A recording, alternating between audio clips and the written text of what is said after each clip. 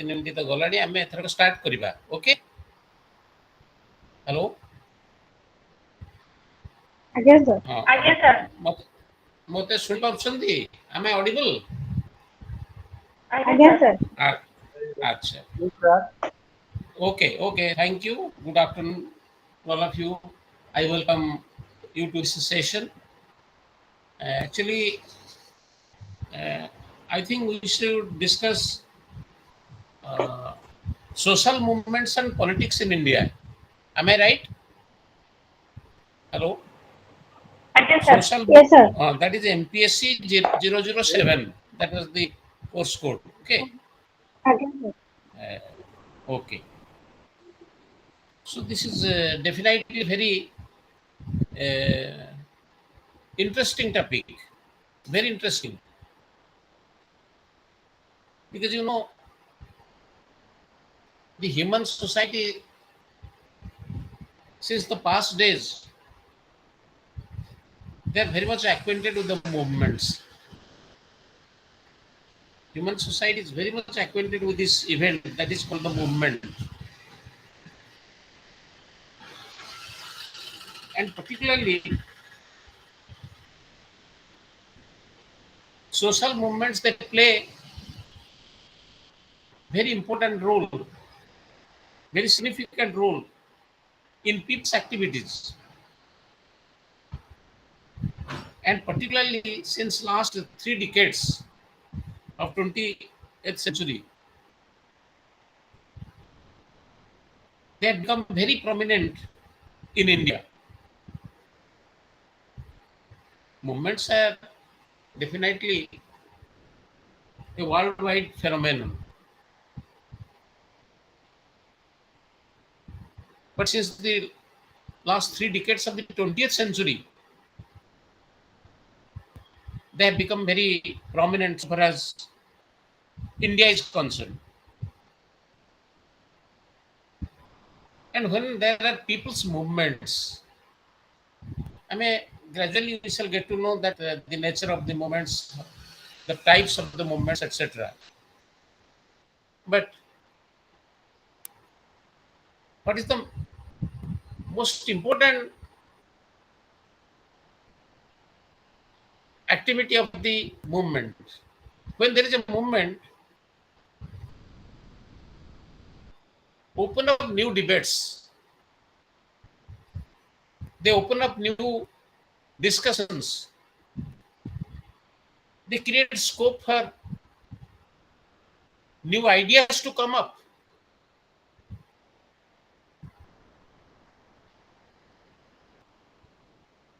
And with the movements, there are changes which have been brought to the society. Movements are these changes in society. And as a result of these changes in the social and economic situations in the country, and also in the international politics or political economy, a large number of social groups they have emerged on the social and political scene, both in the international sphere and also in Indian sphere. ଆମ ଭାରତବର୍ଷରେ ମଧ୍ୟ ଆନ୍ଦୋଳନ କ୍ଷେତ୍ରରେ in the sphere of movements there are a lot of debates, discussions, opening up new ideas. Number of social groups they have come up, number of leaders they have come up.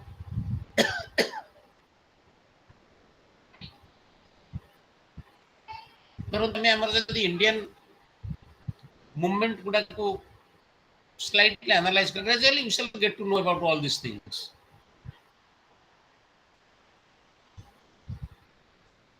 A large number of social groups they are involved in their social movements, like Dalits, OBCs, peasant movement.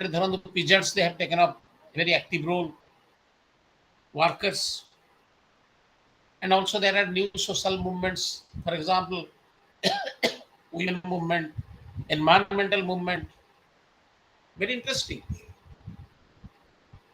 Traditional movement ଭିତରେ ଆପଣ ଜାଣିଛନ୍ତି ଧରନ୍ତୁ ଭାରତ ସ୍ୱାଧୀନତା ପାଇବା ପୂର୍ବରୁ ଆମର independence movement ହେଇଥିଲା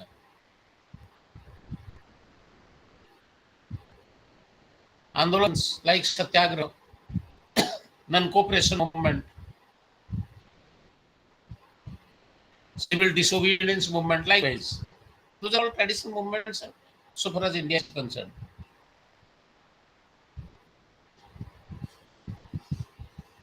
One thing is very, at the outset, I must make it clear. And most often, the scholars and students, they used to confuse social and with the political movements. तार कारण होची social और political movement ए दिटा को word interchangeably use करा जाउची. Social movement means collective action on the part of the people, and there are different forms of collective action. But remember, all the collective actions, they cannot be called social movements.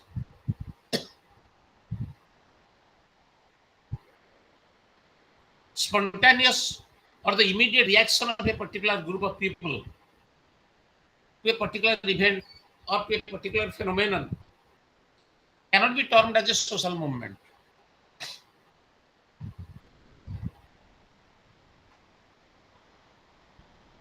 For example, also a collective action which is part of the institutional mechanism like voting. The election समय हमें vote देवा जाऊँ, it's a collective action. But that also cannot be called as a social movement. Remember, social movement is a collective, deliberate action. It is a deliberate action. It is a collective action and side by side it is a deliberate action. आपको चिंता करी in a planned manner with much deliberation. These activities they have been pursued, which is a collective action. कौन से गोटे निर्दिष्ट गोष्ठी केवल इस मेंबर को नहीं गला हबन, it's a collective action, and remember this is deliberate action. Collective actions protest against the policies and actions of the state or the dominant classes in the society. And the main objective of a social movement is to acquire certain objective, to fulfill certain objective. For example, their main objective is to achieve social change, focusing on rights, dignity, and also on social justice.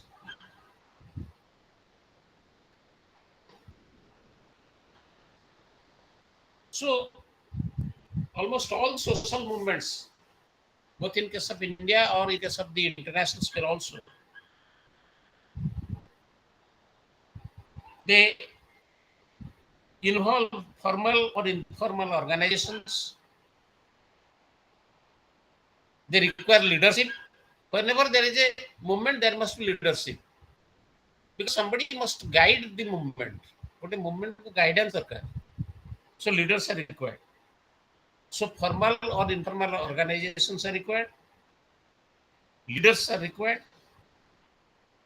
And every movement has certain ideologies. Without ideology, a particular movement cannot sustain. It cannot come up. And also it has a fixed program. ଲୋକମାନଙ୍କ ପାଖରେ ଗୋଟେ ଗୋଟେ ଆନ୍ଦୋଳନ ଗୋଟେ ନିର୍ଦ୍ଦିଷ୍ଟ programme ନେଇକିରି ସେ ଆନ୍ଦୋଳନଟା ଗଢି ଉଠିବ. So organization, leadership, ideology and programs, these are certainly important components of the social movements. And you know, every movement has certain course of action. They follow certain strategies. They may differ.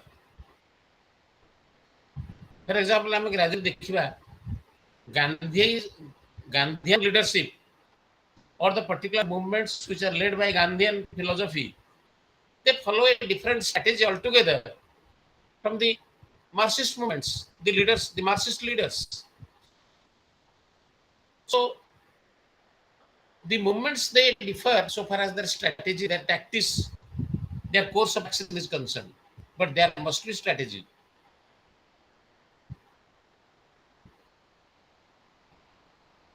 There must be certain patterns of mobilization. They will have to mobilize the masses, the participants in a particular movement. ଗୋଟେ ଆନ୍ଦୋଳନରେ ଯେଉଁମାନେ ଅଂଶଗ୍ରହଣ କରୁଛନ୍ତି ସେମାନଙ୍କ ସମ୍ମୁଖରେ ଗୋଟେ ନିର୍ଦ୍ଦିଷ୍ଟ objective କି ସେମାନେ ରଖିବେ, ତାଙ୍କୁ ପ୍ରପର ଗାଇଡାନ୍ସ ଦେବେ. So leadership is very important, and through strategies, through techniques, through patterns, they will mobilize the participants so that they can pressurize the political authority to achieve something.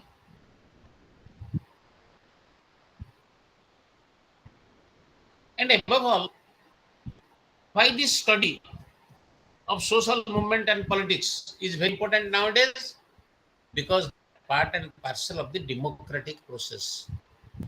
ବର୍ତ୍ତମାନ ଆମେ ଏମିତି ଗୋଟେ ଯୁଗରେ ପହଞ୍ଚିଛେ, we have reached a particular era where virtually there is no non-democratic regime. କାଁ ଭାଁ ଯଦି non democratic regime କୋଉଠି ରହିଛି, totalitarian regimes, fascist regimes, they have gradually subsided.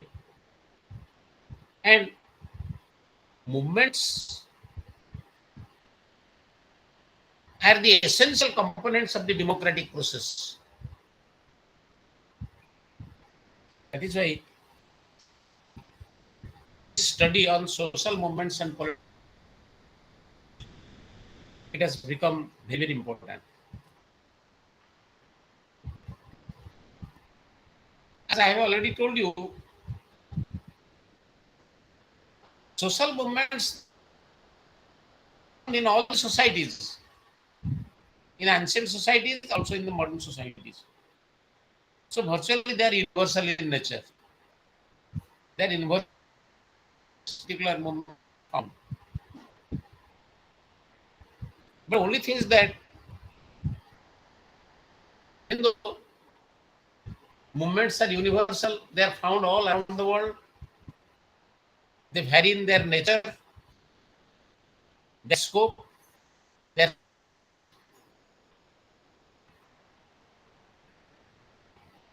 during the early period, political formations, social movements, they shaped the state. It influenced the functions of the state. And also the movements, they play a very important and significant role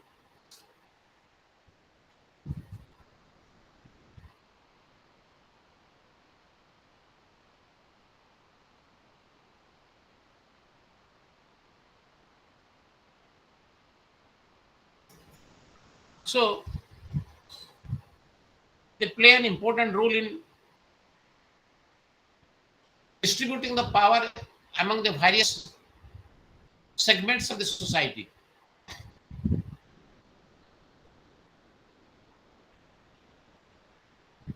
And particularly with the advent of the modern times,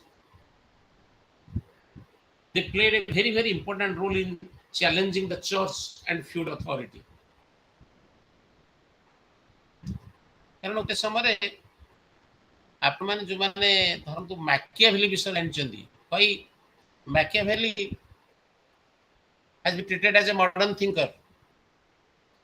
Because he has challenged in his philosophy the authority of the church, papacy. There was a time when there is no distinction between religion and politics, particularly the religious leaders. They are also guiding the temporal administration.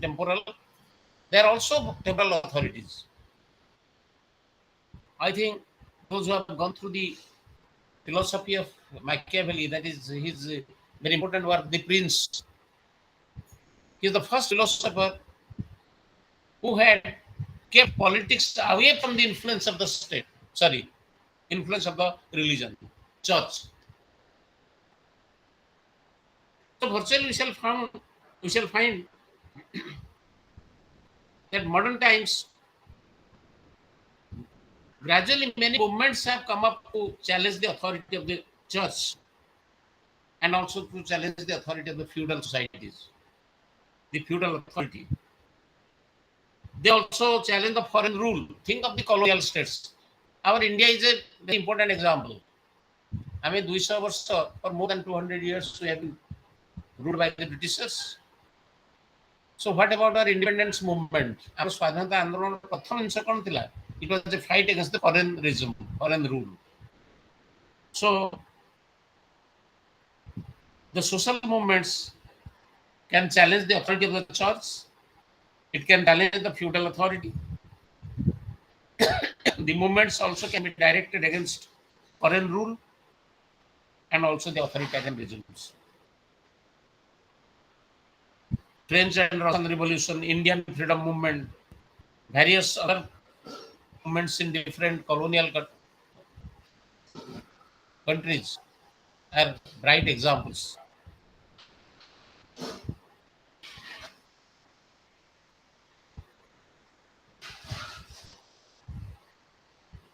So, for any socially sensitive person, doesn't matter whether one is an activist or one academics,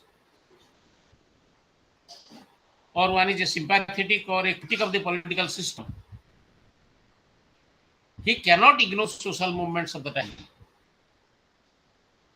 सामाजिक आंदोलन गोटे एपरी important event society that it may be one academic or it may be one activist. It may be a sympathetic or a critic of the political system, but they cannot ignore the importance of this social movement.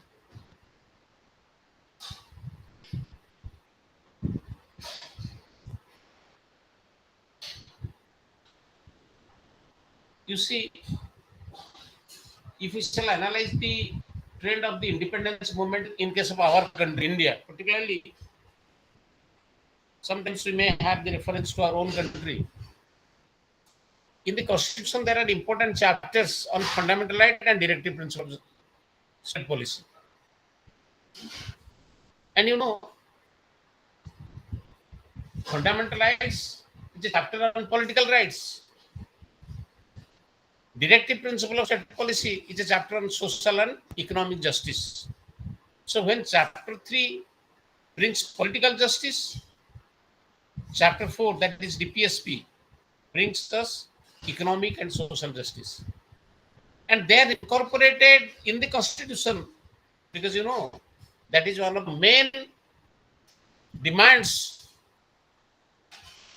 of the freedom fighters. जोटा कि सेमाने British राज समय संपूर्ण भाव में होइथिले. There is no political justice, there is no economic justice, there is no social justice. So the freedom movement और जो आंदोलन दिखला स्वाधीनता पे तार सबठार इंपोर्टेंट अभिमुख्य थिला objective that how to grant political, economic and social justice for the people, and they could achieve it through the independence struggle. So our constitution has contained the chapters on this political justice, economic justice and social justice.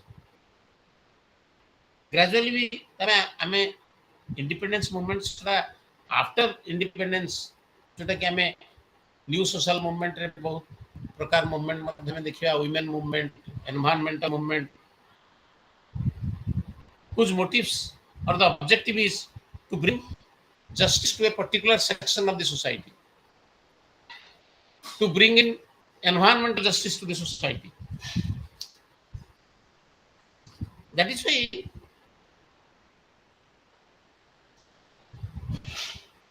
the main thrust of our discussion is that social movements have become significant in all ages.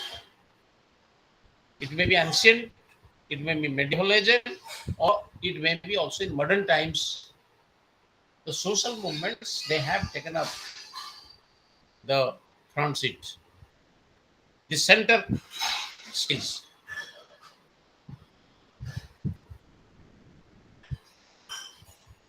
In common parlance, media and political circles, the term social movement is often very loosely used. I've already told you that how it is used also very interchangeably with the political movement.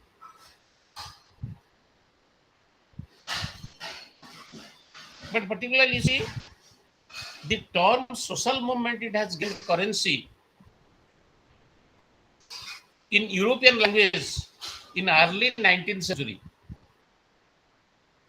And this was the period of social upheaval.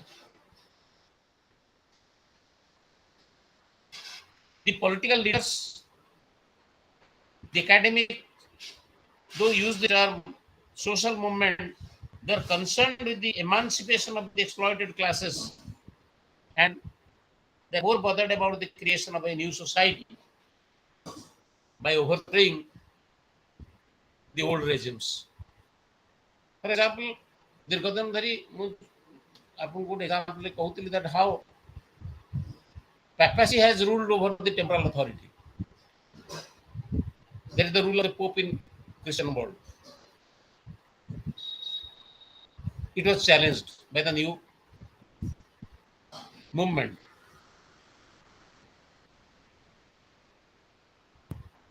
So,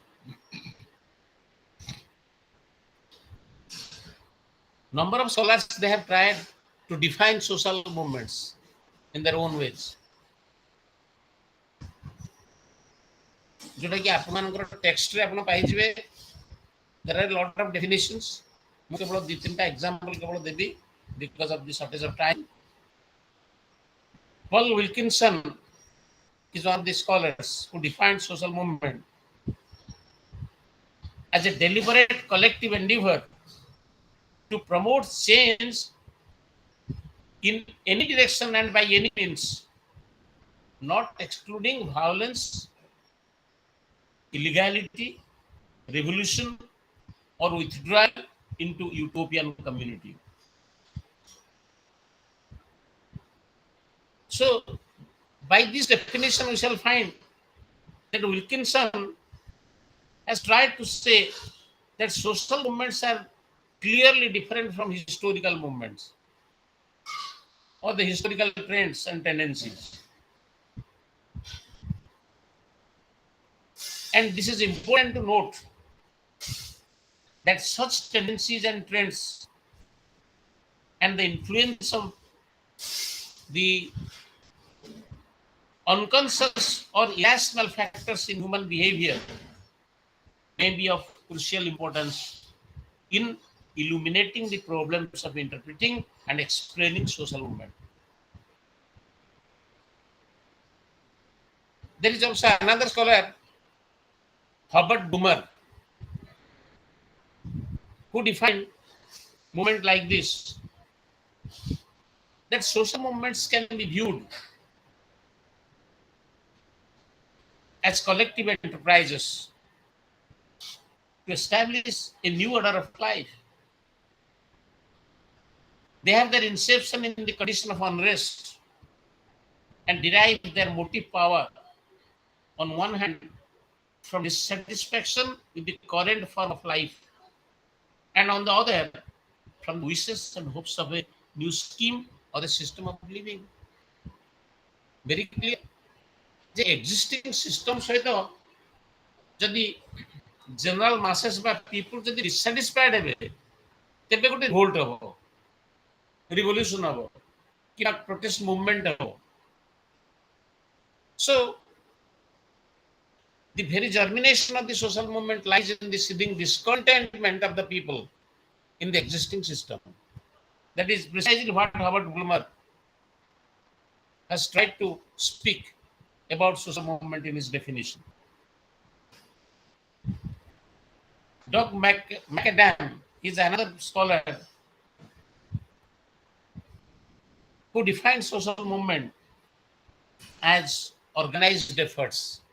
Already ମୁଁ ପ୍ରଥମେ ଯେତେବେଳେ class ବିଗିନ କଲି ଆପଣଙ୍କୁ କହିଲି ଯେ ଗୋଟେ without any objective, without any proper planning ଯଦି ଗୋଟେ attempt ହେଲା by a few group or by few members of a particular group, that cannot be termed as social movement. This is always organized. So Dr. McAdam, he has really defined it that social movements are organized efforts on the part of the excluded groups to promote or resist changes in the structure of society that involve recourse to non-institutional forms of political participation. से कहेंगे water लगेले excluded groups. For your easy understanding, I can give you certain examples. धर हमरो Dalit movement है. Why Dalits they came up with a movement? Because they felt they are they, they are excluded from the privileges and opportunities of the society. Or if the present system, the existing system, could not provide sufficient opportunity for them, or could not, or it has failed to establish justice for them. So movements they come out of the dissatisfaction of the people. ଲୋକମାନେ ଗୋଟେ system ସହିତ dissatisfied ହେଲେ ହିଁ ଯାଇକି movement ଯିବେ ତେଣୁ excluded people ଅର୍ଥ ଯୋ the people those who felt deprived, they are excluded from mainstream. They felt that proper justice has not been done to them. ତେଣୁ ଅନେକ ଡେଫିନେସନ ଅଛି ଏଥିରୁ ଆମେ ଯଦି ଆନାଲାଇଜ କରିବା ବିଭିନ୍ନ ଡେଫିନେସନ କୁ ତେବେ ତିନିଟା ଇମ୍ପୋର୍ଟାଣ୍ଟ ଏଲିମେଣ୍ଟ ବିଷୟରେ ଆମେ ଜାଣିପାରିବା ଯେ social movements, or in order to describe a particular movement to be a social movement, three components are required. They are collective action, যেটা ମୁଁ ବାରମ୍ବାର କହିଛି, ଗୋଟେ individual action ବା ଗୋଟେ ନିର୍ଦ୍ଦିଷ୍ଟ particularistic group action ହେଲା, it must be collective action, there must be social change, and there must be common purpose. Please remember, these are the three important components of the social movement. ତେଣୁ ଯେତେ ସ୍କଲାରଙ୍କର ମୁଭମେଣ୍ଟର ଯୋଉ definition ଗୁଡାକ ଆମେ ଦେଖିବା ସେଥିରୁ ଆମେ ତାକୁ ଯଦି ଆନାଲାଇଜ କରିକି ଗୋଟେ ତାର କମନ ପଏଣ୍ଟସ ଆଣିବା ତେବେ ଦେଖିବା ଯେ ପ୍ରତ୍ୟେକ ମୁଭମେଣ୍ଟର social movement means must include three elements components collective action, social change, and common purpose. ତେଣୁ ଆମେ ଯଦି ଗୋଟେ ଷ୍ଟ୍ରିକ୍ଟଲି এই ডেফিନେସନ ଗୋଟେ ଟେକ୍ନିକାଲିଟିଜ ର ଫ୍ରେମୱାର୍କ ଭିତରେ ଅନେକ ମୁଭମେଣ୍ଟ କୁ ପକେଇବା ସେମାନଙ୍କୁ ଆମେ social movement in the true sense of the term କହିପାରିବା ନା so strictly speaking, agitation or protest are not social movements, because most often these agitations they are not directed to bring in social change.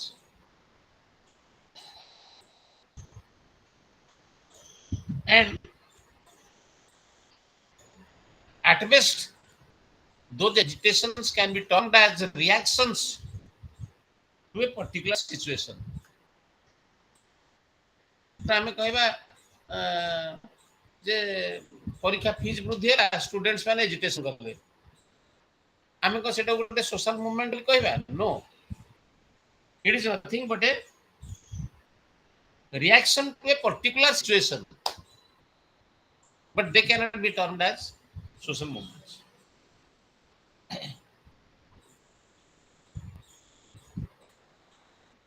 Again, let me repeat, which I have already started with.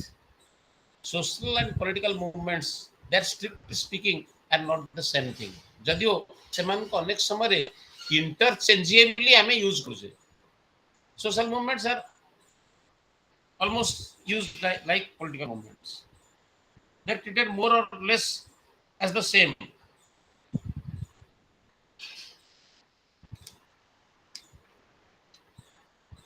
You know, the scholars, Rudolf Herbal, he argues that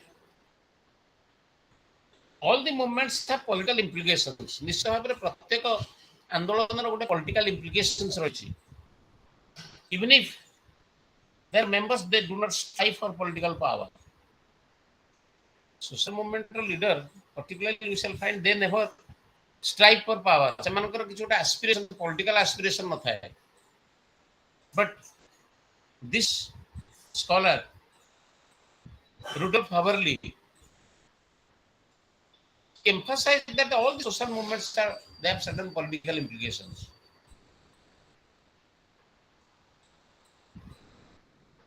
And also scholars like Andre Gunder, Frank, Marta Fentis, they have clearly made distinctions between the social and political movements. And according to these scholars, the social movement does not strive for state power. That was the essential distinction. Social movement state power को capture करिया पे केवल इच्छा करे नहीं.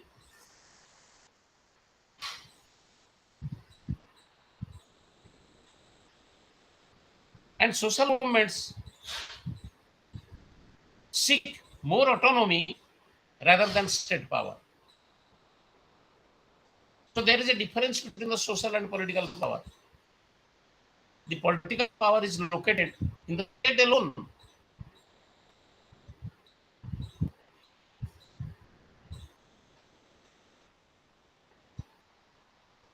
So politics is not located only in the political parties. The movements involving issues concerning the sense of justice or injustice, they have also political implications. गोटे water tight भाव में आम कंपार्टमेंटालाइज कर सोशल मूवमेंट गुड़ा जो स्ट्रिक्टली पॉलिटिकल मूवमेंट नुहंती लीडर्स माने they never aspire to capture state power. Still then, these social movements have certain political implications. They involve collective struggle and they aim at bringing social transformation. The social movements, they question the existing hegemony, the prevailing dominance, the prevailing power relationship. They question the very proper relationship. For example, think of Marxist movement. I mean, gradually padiba. These are certain things which the social movements challenge. Therefore, in the present context of discussion, the difference between social and political movement is only semantic.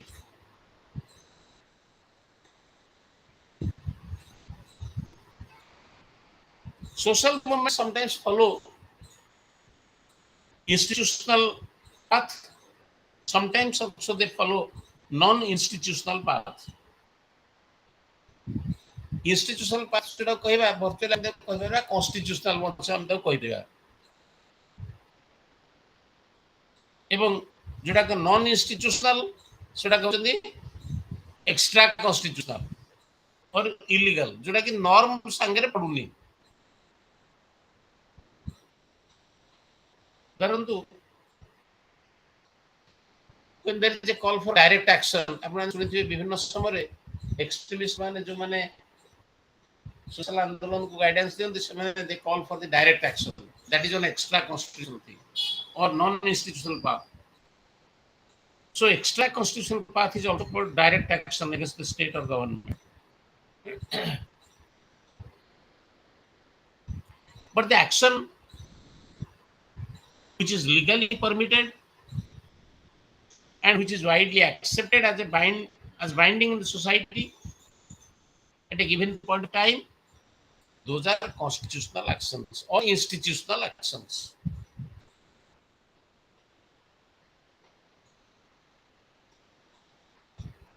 So sometimes which path is constitutional, which is non-constitutional?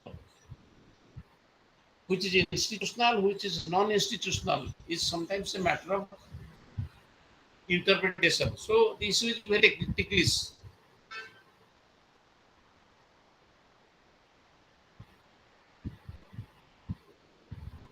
So whatever it may be, we have gone through various definitions, the path which the or the course of action which can be taken up by these movements. The importance of social movement definitely is something which cannot be diminished.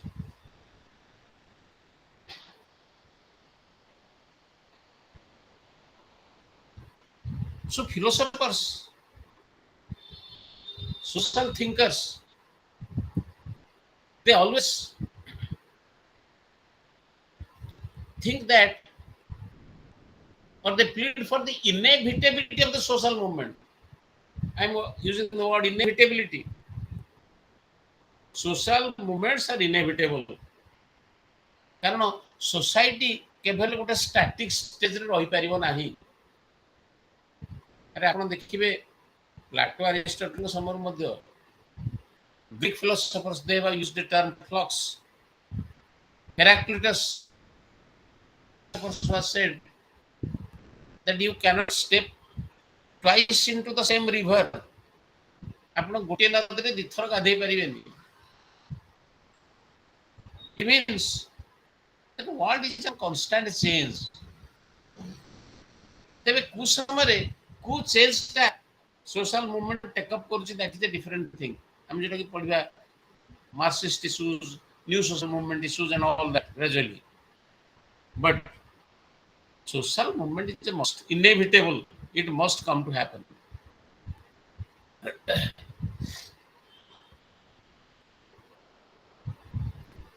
କିଛି movement revolutionary movement ହେଇପାରନ୍ତି, some movements also can be revolutionary.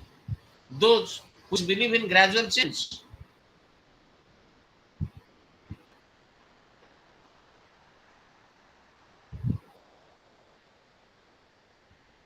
The society can undergo the phases of conflict.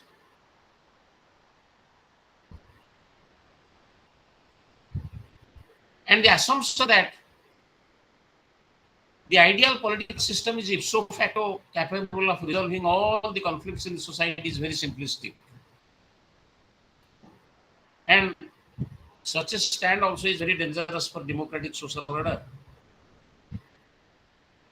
There cannot be any end of history. Society must proceed.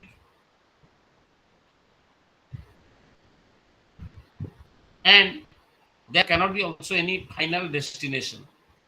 Foolproof system. ଆପଣମାନଙ୍କୁ ଗୋଟେ ଭଲ ଜିନିଷ କରି ଯୋଉଟା କି କହୁଥିଲି ଫ୍ଲକ୍ସ ଗ୍ରୀକ୍ ଫିଲୋସଫର ମାନଙ୍କର ଆନ୍ସିଏଣ୍ଟ ଗ୍ରୀକ୍ ଫିଲୋସଫିରେ ଫ୍ଲକ୍ସ ପ୍ରିନ୍ସିନ୍ସ, ସେମିତି ପ୍ଲାଟୋର ଯୋଉମାନେ ଆଇଡିଆଲ ଷ୍ଟେଟ୍ ପଢିଛନ୍ତି, ideal state is a myth actually, is one utopia. ଅନେକ କ୍ରିଟିକ୍ସ କୁହନ୍ତି ଯେ ଗୋଟେ ଆଇଡିଆଲ ଷ୍ଟେଟ୍ ବୋଲି ଗୋଟେ କଳ୍ପନାରେ କେବଳ ରହିଯାଇପାରେ। କୋଉଟା ଗୋଟେ ଆଇଡିଆଲ ଷ୍ଟେଟ୍ ସେମିତି ଗୋଟେ ଫାଇନାଲିଟି ସହ କହିହେବ ନାହିଁ। ଯୋଉମାନେ ତାଙ୍କର ଫିଲୋସଫି ପଢିଛନ୍ତି, ଦି କନସେପ୍ଟ ଅଫ ଆର୍କିଟାଇପ୍ସ ଆଣ୍ଡ ପ୍ରୋଟୋଟାଇପ୍ସ, ଆମେ ଯାହା ଦେଖୁଛେ that is not perfect. So any state for that matter is not perfect. କାରଣ ଗୋଟେ ଧରନ୍ତୁ ଗୋଟେ ମଣିଷ, he cannot be perfect. ଗୋଟେ animal, a horse or a cow which we are seeing is not perfect. The cow which we are observing is nothing but one archetype of a prototype.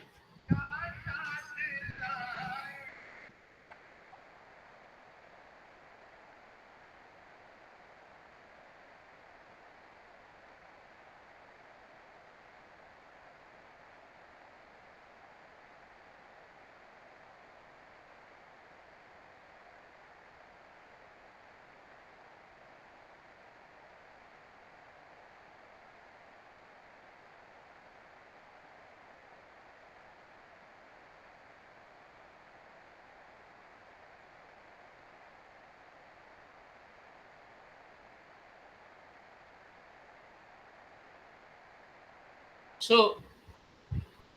whatever we see is nothing but a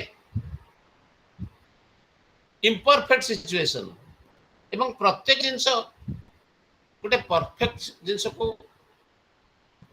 ଆଡକୁ attempt କରୁଛନ୍ତି. Man can't B perfect.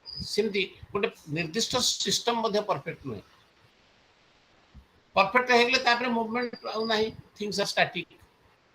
So the world is, or the political process कहନ୍ତୁ, social process कहନ୍ତୁ, ସବୁ ହେଉଛି dynamic.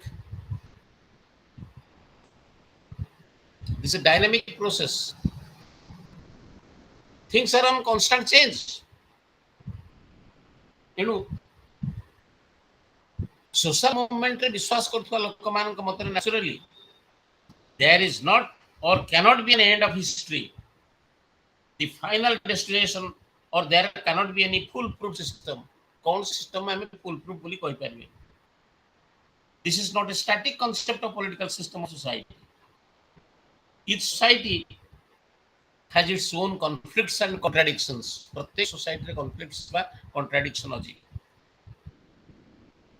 And the system may resolve some issues, but also it can generate new areas of conflict among different segments of the society. And the leaders and the members of their class or social group leading the movement are likely to occupy the seat of power. They are likely to reap the benefits.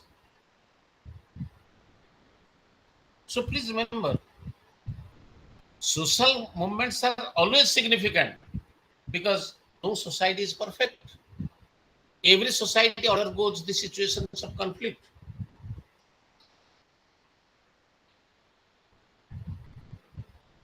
And social movements, they provide a possibility for articulation of grievance, the problems.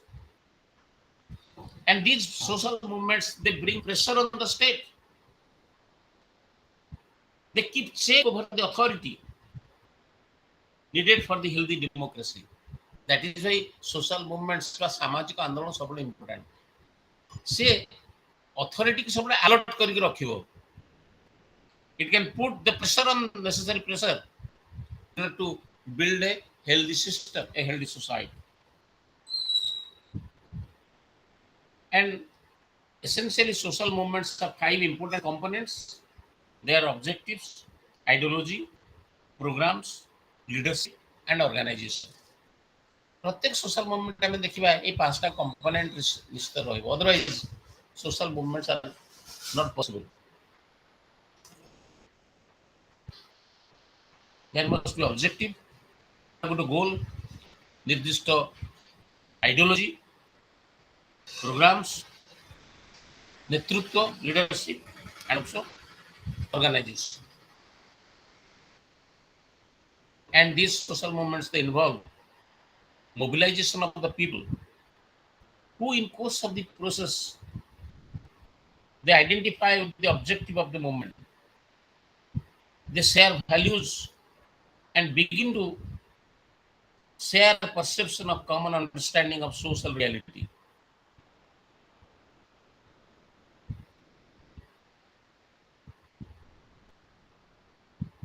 Then the next important issue before us is how should we study social movement? हमें वर्तमान significance, components, definition এই পার্টটা को सारिले. तो social movement को अध्ययन करिबार approach हमें को पद्धति ताको हमें अनुध्यान करि परिबा. What are the necessary approaches? In fact, there are 3 broad approaches: liberal, Gandhian, and Marxian. ମୁଁ ଅଳ୍ପ ବହୁତ ଗାନ୍ଧୀ ମାର୍କ୍ସ ବିଷୟରେ ଟିକେ ରେଫରେନ୍ସ ଦଉଥିଲି ଏଥିପାଇଁ. So Gandhian approach, liberal approach, Marxian approach.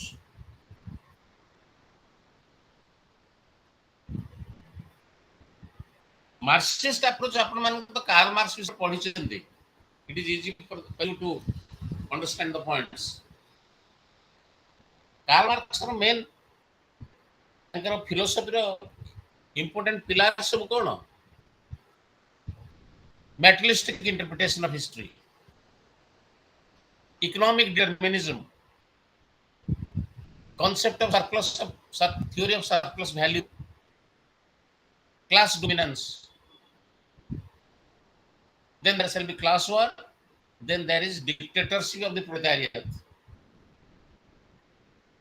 ये सब concept गुड़ा के एक जो इटा मार्शियन approach, मार्शियन मूवमेंट गुड़ा बा जो मूवमेंट गुड़ा मार्क्सवादी फिलोसफी रे परिचालित, most they believe in the economic interpretations.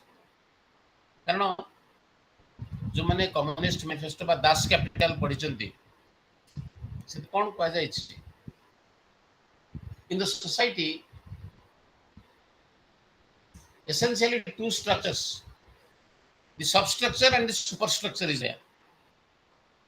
Any society, it may be primitive, medieval, modern, economy constitutes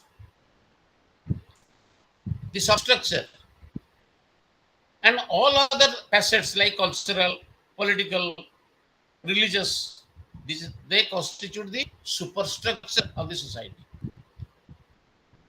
So, for example, if in a society there is a change in the government or the political system, it means that there is a change in the economic substructure of the society. Please mark, Martian approach ro सबले emphasis रहिला economic element ऊपर. Economic interpretation of history, materialistic interpretation of history. ସେଥିପାଇଁ ଆପଣଙ୍କର important ହେଉଛି all the hitherto existing society in the history of the society is nothing but the history of class struggle. It is essentially Martian philosophy. So society, in the society there is conflict. The conflict is between the haves and the have-nots, between the bourgeois and the proletariat, and the bourgeois or the haves, the rich people, they own and control the means of production, and they take away the surplus from those who produce, accumulate surplus for their end, and expand and perpetuate their control over the society. एणु सेमाने means of production को हाथ रे कराया गले theory of surplus वाली को जोड़ा सरप्लस ताको निज पॉकेट रे रखिले, so this rich is getting richer, poor is getting poor. So though to Marxist, the structural causes of conflict, the conflicts of the economic interest, that's central. Number of Marxist scholars have begun to pay attention to ethnic, religious, and other cultural factors. Post-Marxian era, some scholars, besides the economic component, they have tried to emphasize upon the religious, political, and cultural elements also. And some of those scholars, they have begun to analyze the nature of the consciousness of the exploited classes. And according to the Marxist scholars, members of the same class not only have common interest vis-a-vis other classes, but also share a common consciousness regarding their position in the society. And this facilitates their collective actions against the ruling class and the state.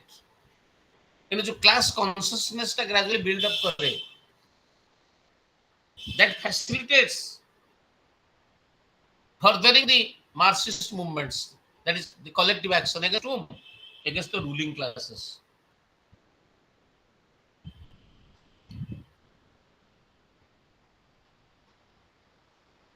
So there is a good deal of debate among Marxist scholars on the theoretical and methodical issues. Especially recent post-Marxian scholars are also important. They have contributed new ideas to the approach. recently a group of Marxist historians, जो मैंने कि तांकर studies तक वाला subaltern studies, the recent analysis subaltern studies, they began to study history from below. They criticize the traditional Marxist historians. तुम देखो typically जो conservative Marxist approach रे बिल्ड करथले ए न्यू मार्क्सियन माने मार्क्सिस्ट माने तांको मध्ये क्रिटिसाइज कले विशेष करी जो सबाल्टर्न स्टेज रे traditional Marxist historians they have been criticized. So it is argued that the traditional Marxist scholars they have undermined the cultural factors and viewed a linear development of class consciousness. कारण traditional Marxism रे कोन है economic एक component को एते over emphasise कराई छी जे other non economic factor को से माने संपूर्ण भाव रे इग्नोर करछंदी किंतु new Marxist scholars they say no no no other non-economic factors are also important. So they did not undermine the cultural factors. So the subaltern studies, historians are strongly criticized by other Marxist scholars for ignoring structural factors and viewing consciousness as independent of structural contradictions. ତେଣୁ ସେମାନଙ୍କୁ ମଧ୍ୟ ଯୋଉମାନେ non economic factor ଉପରେ ବେଶୀ emphasise କଲେ ତାଙ୍କୁ ମଧ୍ୟ ମାର୍କ୍ସିଷ୍ଟ ମାନେ ମଧ୍ୟ କ୍ରିଟିସାଇଜ କଲେ that they are nothing but the Hegelian idealists. ସେମାନେ ହିଗେଲିଆନ ଶବ୍ଦଟା କାହିଁକି ବସେଇଲେ ଆପଣ ଜାଣିଛନ୍ତି? କାର୍ଲ ମାର୍କ୍ସ ଆକ୍ଚୁଆଲି ତାଙ୍କର ଫିଲୋସଫିକାଲ ଏସେନ୍ସିଆଲ ଫାଉଣ୍ଡେସନଟା କାଢି ପାଇଛନ୍ତି ଫ୍ରେଞ୍ଚ ଫିଲୋସଫର ହିଗେଲଙ୍କଠୁ। କିନ୍ତୁ ହିଗେଲ କହୁଥିଲେ ଯେ society is moving because of spirit. So the theme, the central factor is spirit. Karl Marx से spirit टाକୁ उठे देकरी ता बदले इकोनॉमी बदले से no it is economy which is the driving factor. I think you understand my point. Karl Marx has substituted the idea of spirit which is one Hegelian idea with the idea of economy. ସେଥିପାଇଁ ଏ जो new Marxist मान जो माने की cultural factor by other non economic factor ऊपर base importance देले they have been accused of being Hegelian idealists।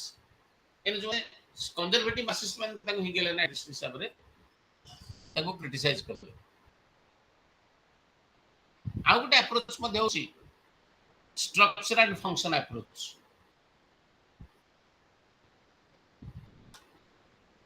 You know, there is a great deal of variation among these non-Marxist scholars in their approach to analyze and interpret the social movements.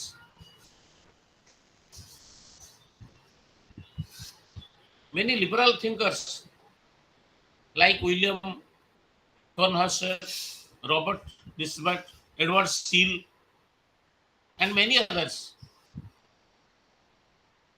according to them, the mass movements are the product of mass societies, which are extremist and anti-democratic. And these liberal scholars, they are in favor of excluding the masses from the day-to-day participation in politics. But this hampers the efficient functioning of the government.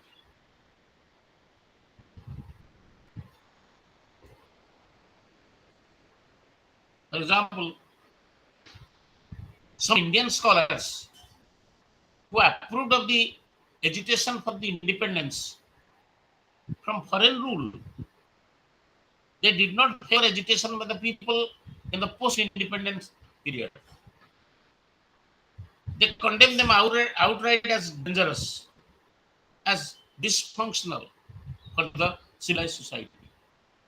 You know, these scholars, those who have praised the people's participation prior to independence to overthrow the foreign yoke or the foreign regime, they did not appreciate their stand. Rather, they consider them dangerous and dysfunctional in the post-independent period.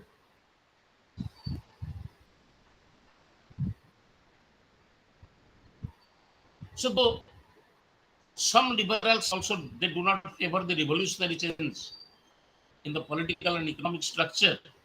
They advocate political change which is confined to change in government and political institutions. No, liberal scholars they are mostly they believe in the evolutionary changes, and a few are for evolutionary changes, but they differ from Marxist scholars. ଆଉ ଯୋଉ liberal thinker ମାନେ ଅଳ୍ପ ବହୁତ revolutionary ମଧ୍ୟ ଟିକେ support କରୁଥିଲେ, essentially they differ from Marxist. Marxist philosophy ହେଉଛି ମଧ୍ୟ ଗୋଟେ revolutionary philosophy.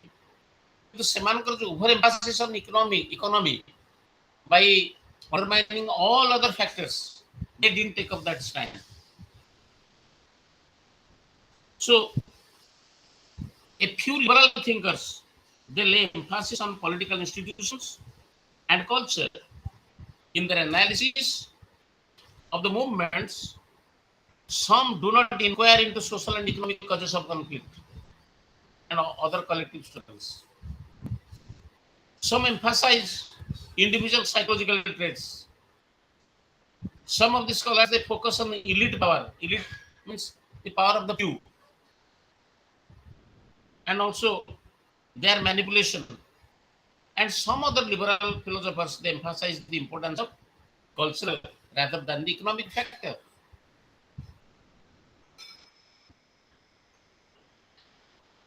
The scholars who adhere to the theory of political development they consider that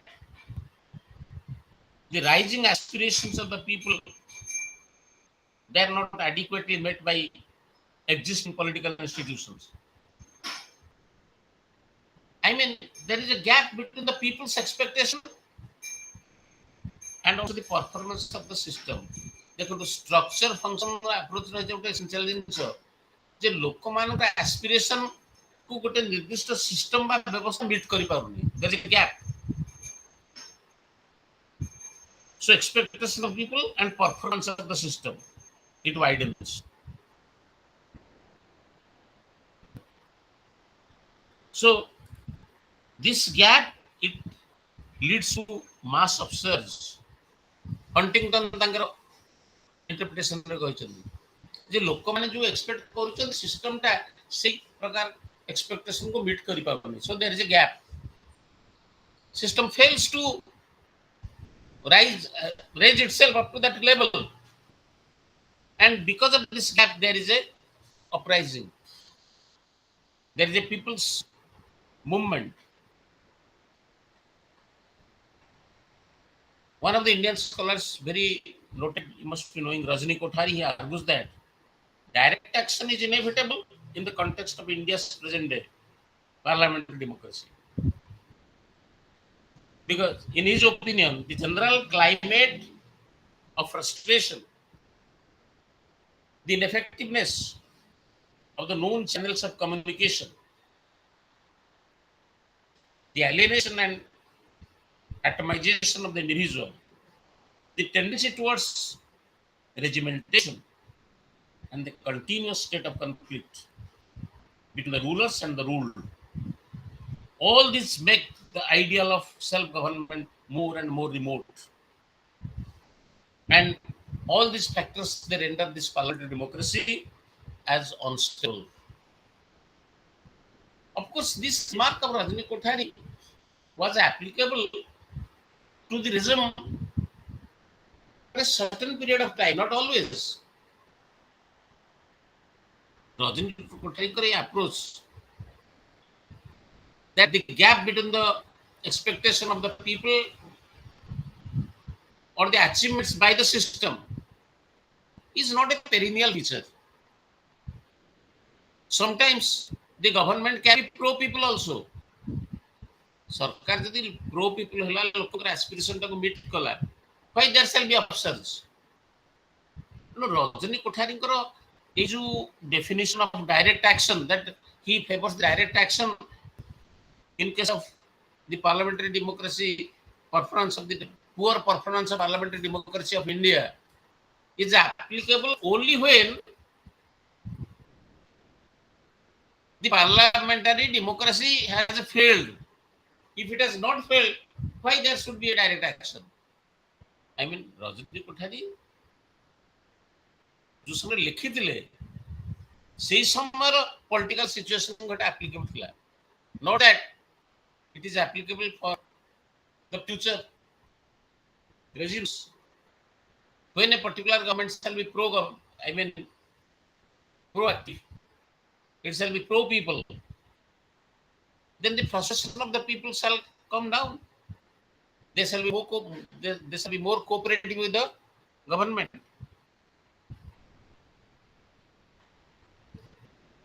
Then another important approach is Gandhian approach, जोटा कि आप माने very easily बुझी पाइबे, विशेष करी स्वाधीनता प्राप्त पूर्व Gandhian approach, so far as the political struggle is concerned, social movements are concerned, was more popular. Virtually we got independence, our freedom movement was piloted, it was guided by Gandhian philosophy. That is why Gandhi was termed to the leader of India's freedom movement. He was the father of freedom movement. And he has a far-reaching influence on the social movements of India during his lifetime. ତେଣୁ ଗାନ୍ଧିଆନ ଆପ୍ରୋଚର essential component जोटा कि आपने अल्प बहुत जानती, so it will be easier on my part to convince you. Purity of means. Machiavelli और Gandhian approach भीतर तफात कौन? You must have heard about Machiavelli. For Machiavelli, the end is important. Doesn't matter about the purity of means. But for Gandhi, purity of means also is important. जे आमे कोनसी निर्दिष्ट भल उद्देश्य को साधन करि पारिबानी गोटे मंद माध्यम देगिरी, माध्यम मध्ये भल बा दरकार. So for a good achievement, in order to achieve a good result, we must also follow a good means. That is purity of means in social struggle, and resolving conflict is the central concept of Gandhian ideology. Very important. Means and end उभय pure हवा दरकार.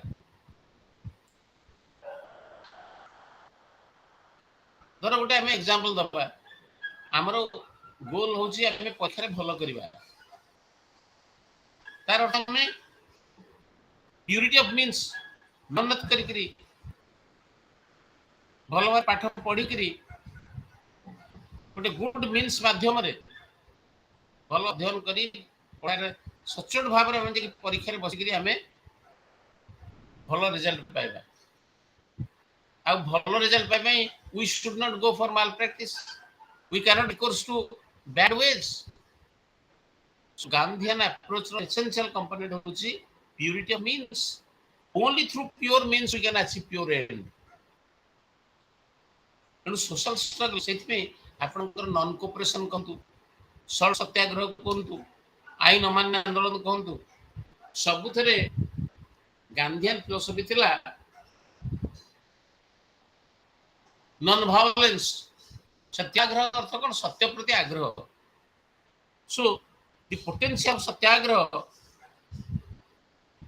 to change an opponent's position, Gandhi believed, came from the dependence of the rulers on the cooperation of those who had the choice to obey or resist. People have left to the choices, the choice to resist or obey. तेणु लोक मान इच्छा पर गोटे ruler जीवाक बाध्य. While he continued to argue that Satyagraha could reveal the truth to opponents and win. The method of Satyagraha is also called passive resistance.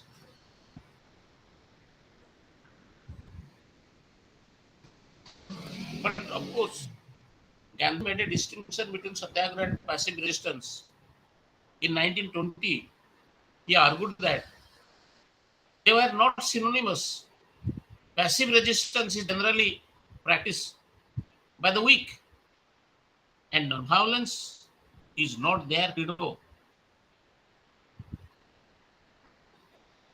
Sometimes it has narrow self-interest which fail to reach out of the opponent. But it is not so in Satyagraha. Passive resistance doesn't necessarily involve complete adherence to truth under every circumstances.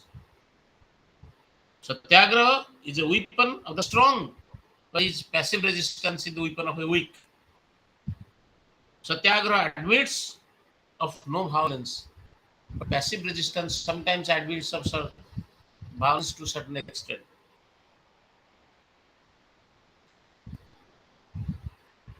So David Heidman, which also has analyzed the Gandhian philosophy and approach, he calls Gandhi's method as dialogical resistance. For Gandhi, the adversary was not enemy. The adversary is not your enemy.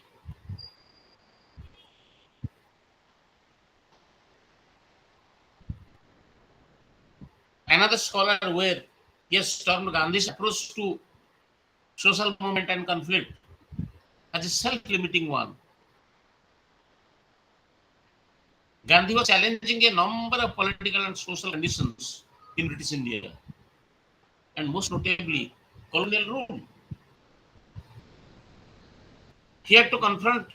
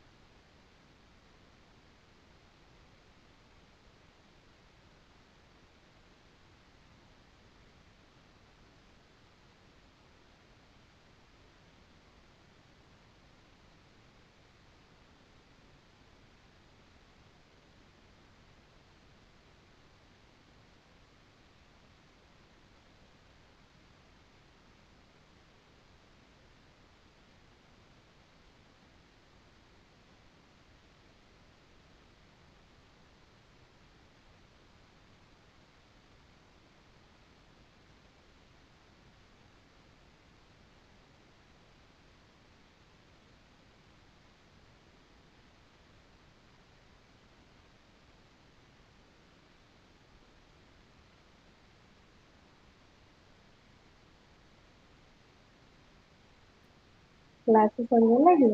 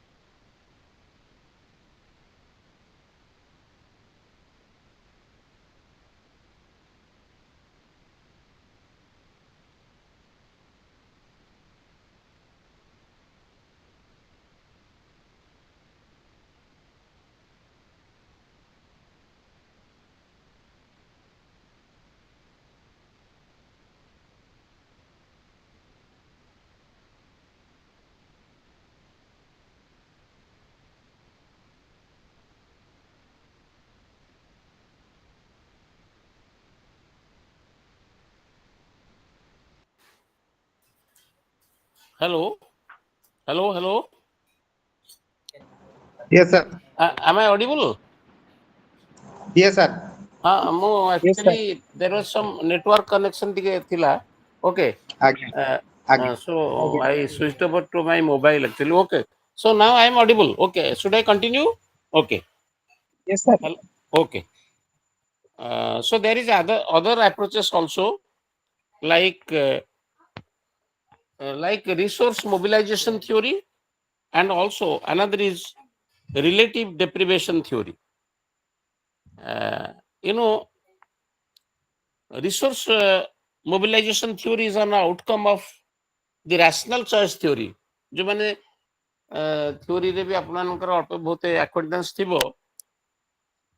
This theory is based on the assumption that individual actions are motivated by goals which express their preferences. They act within the given constraint and available choices. And से choice भितरु जोटा होची सबुठारु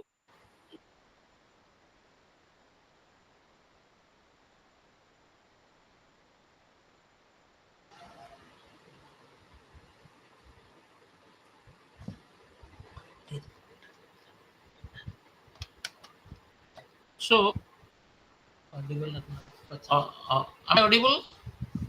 Hello. Yes, sir.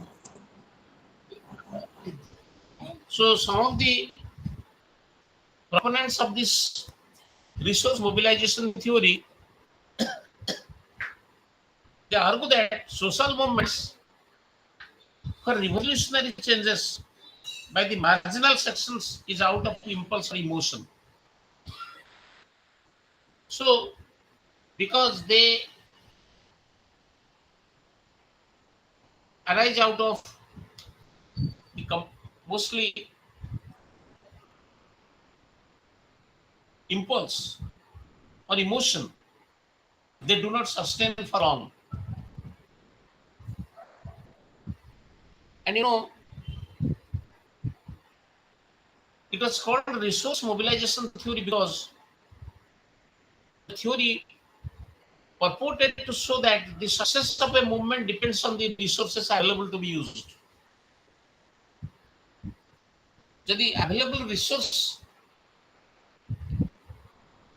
ନାହିଁ ଦେବେ ତେବେ ଗୋଟେ ନିର୍ଦ୍ଦିଷ୍ଟ movement କୁ ଆପଣ ଫର୍ଦର କରିପାରିବେନି. They arose from inducing individuals to participate and contribute to the cost.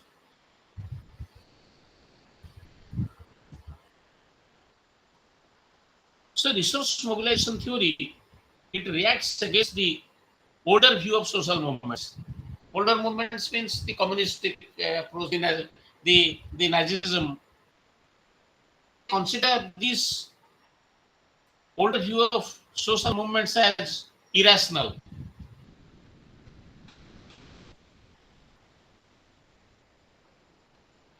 And resource mobilization theory sees social movements, for example, like Black civil rights movement and environmentalism, as individually rational attempts to mobilize resources. And this resource mobilization theory, it tends to reproduce the professional organization perspectives.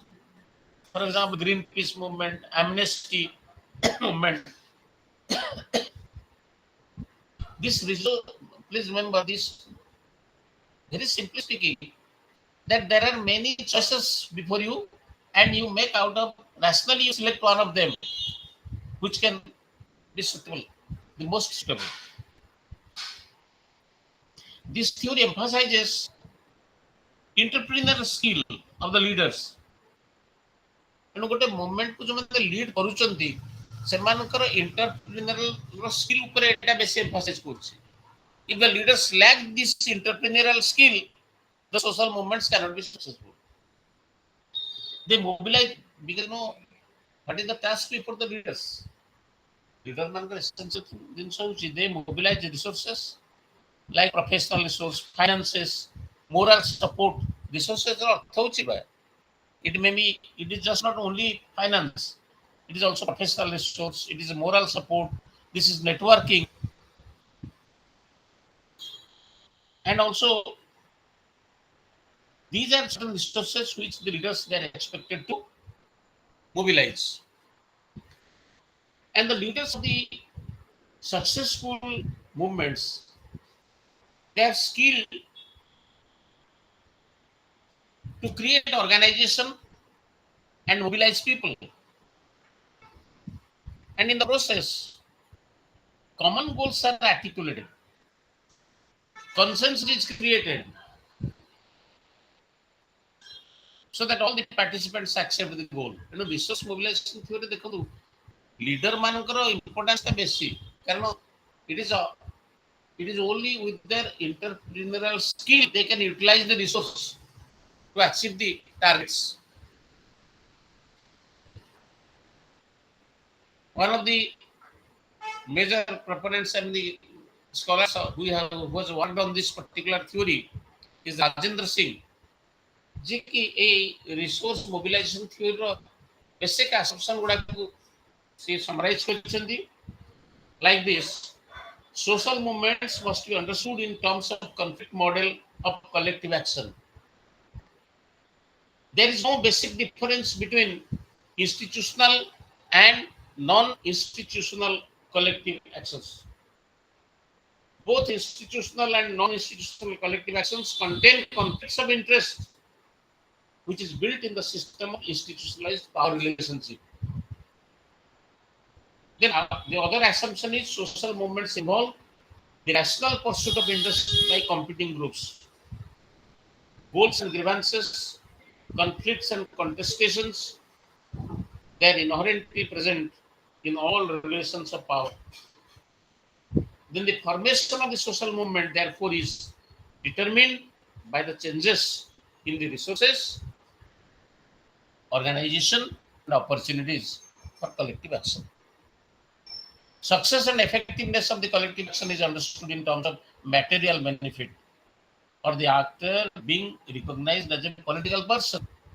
And finally, the assumption summarized by Rajendra Singh is, as Jenkins visualizes, the mobilization of men in contemporary social movements involve the use of large-scale advanced communication techniques, bureaucratized organization, and utilitarian drives and initiatives.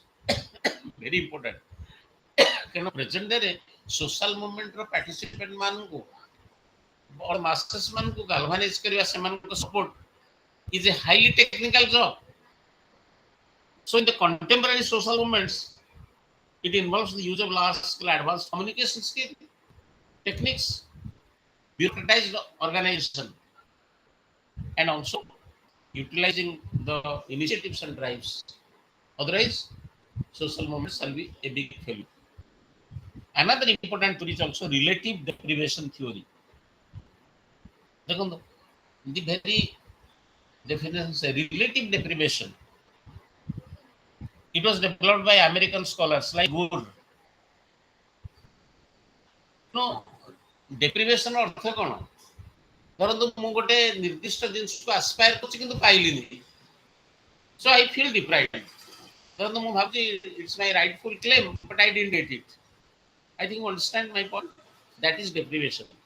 So relative deprivation is defined as actors' perception of discrepancy between their values, expectation, and their environment's apparent value capability.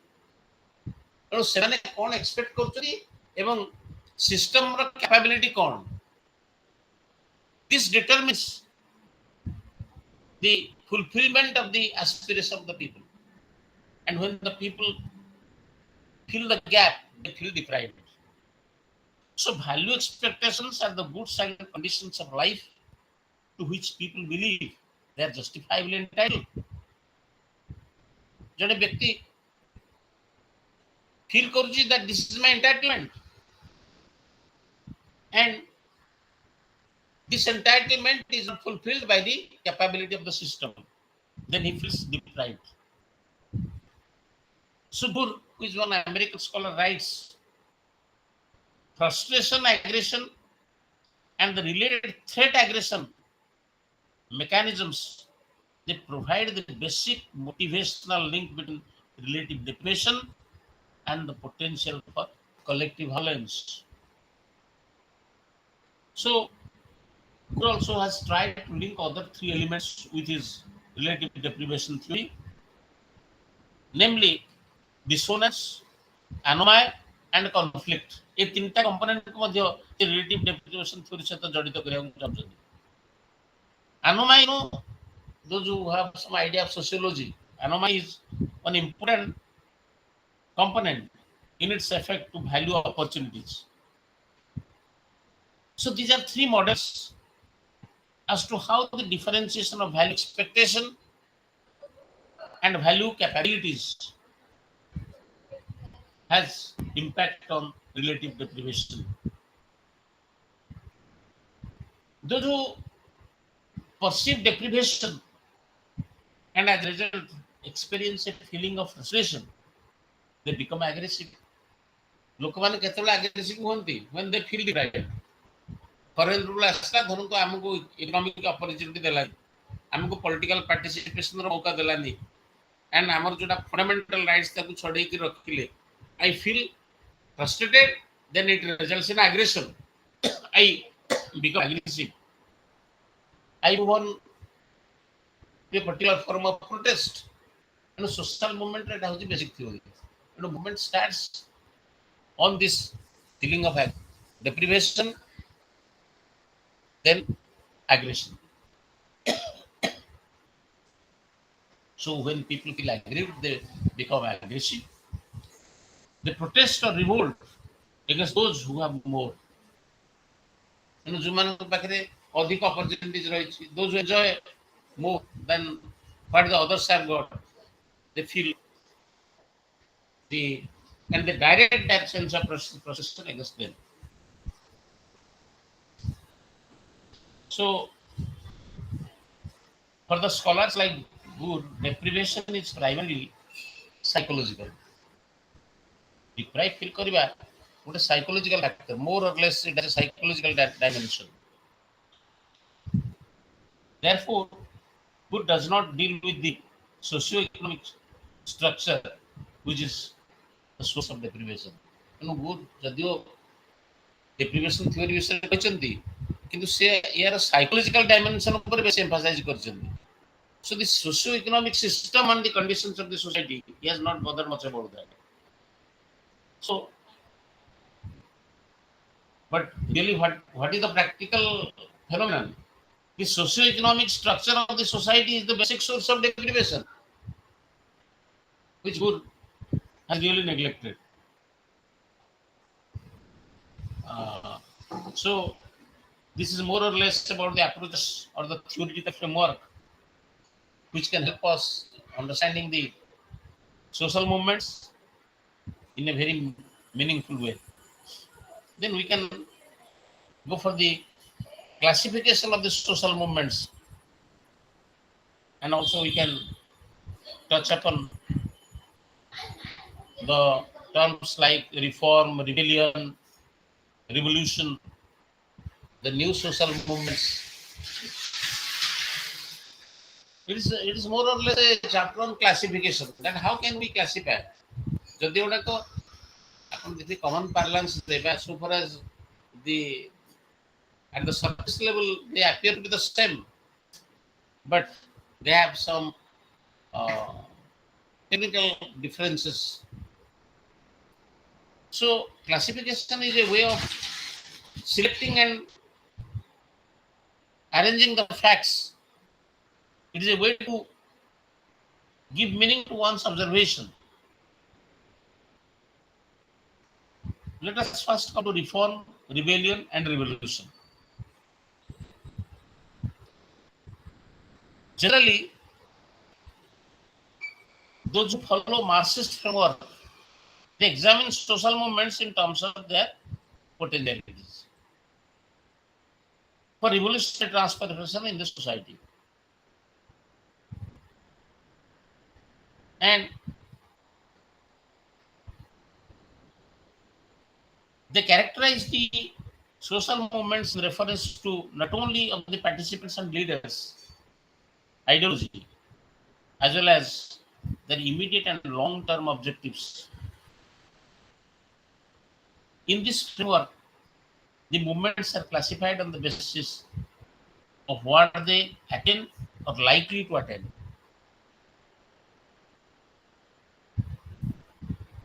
Revolt or rebellion protest against the political system or regime,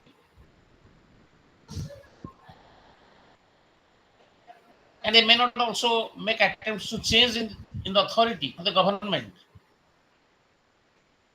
but it doesn't question nor it aims at changing the political system. In short, the movement is against the regime rather than the system. You mark the emphasis on regime. They direct their protest against the regime rather than the system. A revolt is a challenge to political authority aimed at overthrowing government. A rebellion is an attack on existing authority without any intention of seizing state power to change the system.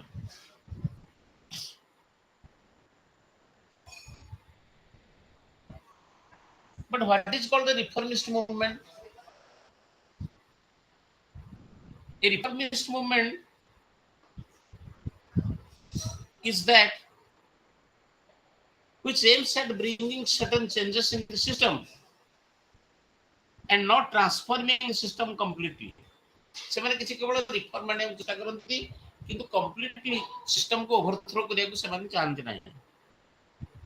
And these reform movements, they question the functioning of the political institutions and they build pressure on the government to introduce certain changes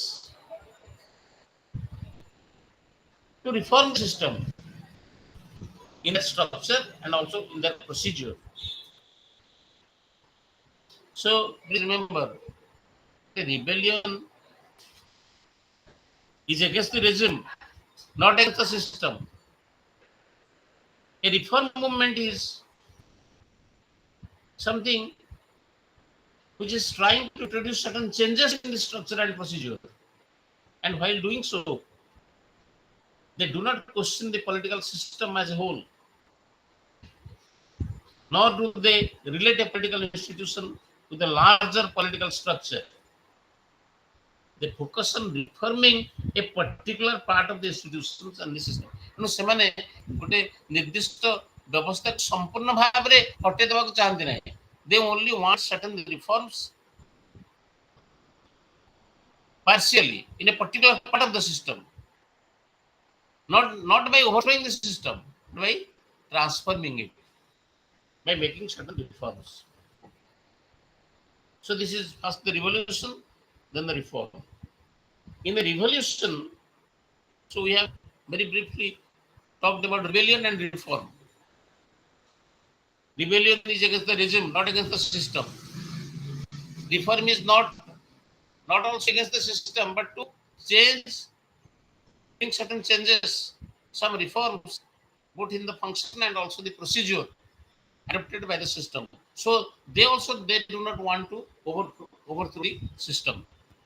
And the other one is, in the revolution, a section of the society or various sections of the society, they launch an organized struggle to overthrow not only the established government and regime, but also the socio-economic structure.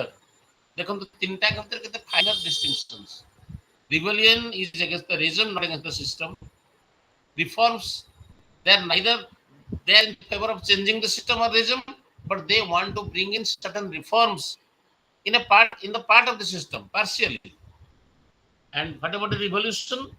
It is an organized struggle to overthrow the government and also to overthrow the socio-economic structure. I think you understand. These are the three very fine the distinction between rebellion, reform, and rebellion, reform, and revolution. So, nature of social movements, we shall find they most often overlap actually. When the distinctions between these things are so fine, I mean, so subtle that they overlap. Many movements they undergo changes in the course of time,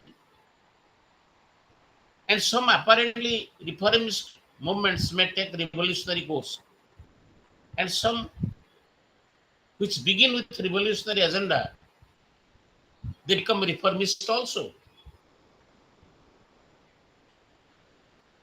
So all these social movements they do not necessarily begin with clear objectives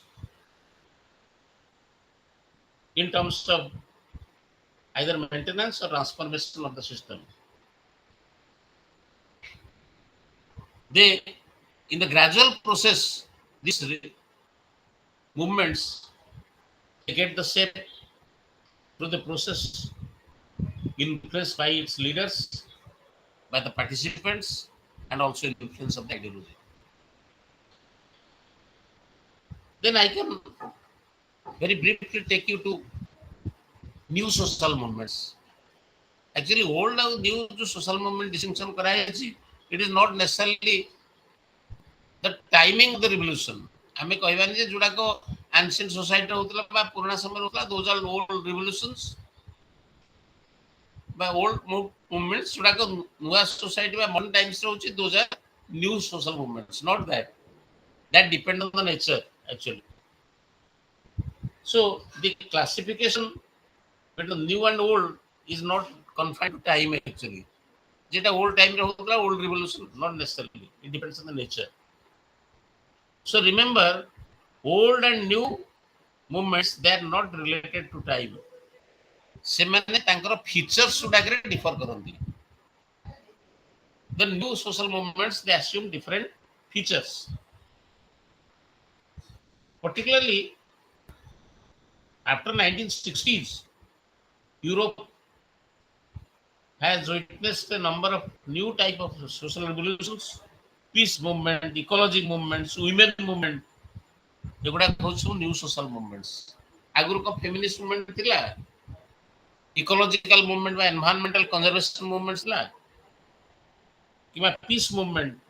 These are after 1960s in Europe they have come up. In India also we can have a number of examples of new social movement. For example, the identity issues like Dalit movement, Adivasi movement, women movement, human rights movement. What are new social movements? So there are new forms of social movements.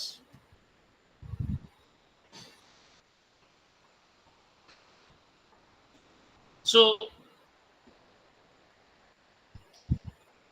we can, and again I am repeating, old and the new social movements they are not related to the time. They would have old time old movement, no, they differ in feature. So what are the features of the new social movements? The new social movements are not directing their collective action to set power. They are concerned with individuals and collective morality.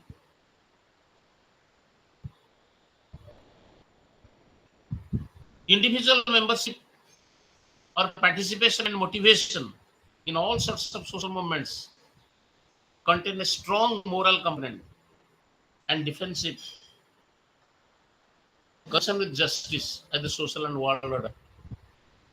Then the new social movements they are not class based like Marxist revolution the old kind of they are class based. The new social movement basis class essentially nue. They are multi-class. In fact, they do not subscribe to the theory that society is divided on class lines or on class antagonism. They are either ethnic or nationalist or plural. So, the tribal movement, Adivasi movement, like a class movement, no. It is one ethnic movement. So it is not, the basis is not on the class line, the basis is on the ethnic lines. So the new social movements are either ethnic or nationalist or plural. Sometimes देखिबा women movement mostly is a movement on identity, women rights, gender based justice and all that.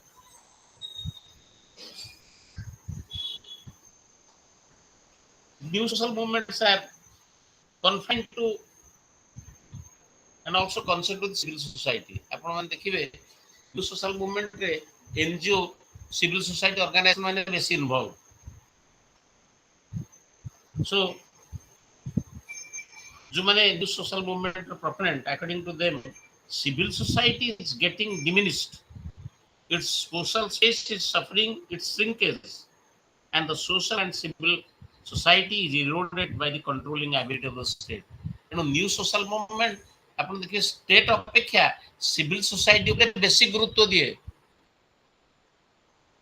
Old movements, they're having their targets, the state power is the target, but civil society is not given importance by them.